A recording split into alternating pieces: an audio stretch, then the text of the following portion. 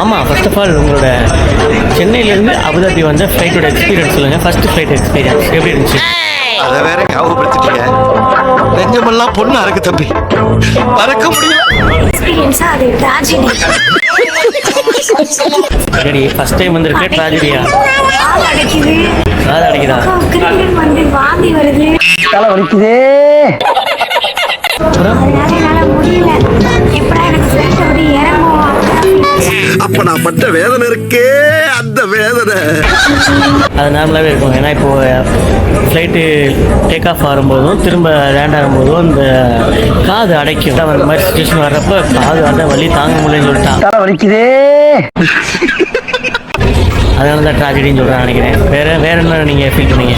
எப்படி இருந்துச்சு? அவர் வேற பைலட், நம்ம டோம்பஸ் மாதிரி ஸ்லோவா ஓட்டுறதுனால எனக்கு தான் அப்படி ஃபீல் ஆகுதுன்னு தெரியல. சரி, இப்ப என்னடா பண்ண சொல்ற?